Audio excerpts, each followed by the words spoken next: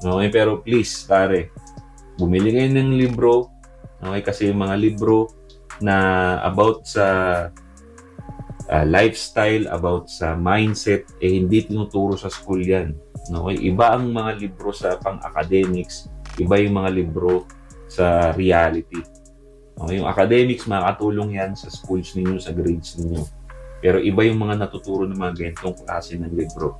May mga motivation, mga life experiences na kahit hindi nyo may experience, libro ang magtuturo sa inyo. Okay?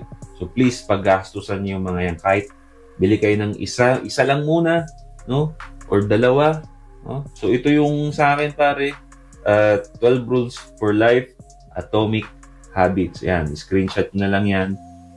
Yan ang bili ninyo, pare. Okay?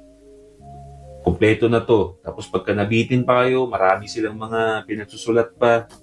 Mag-research na lang kayo.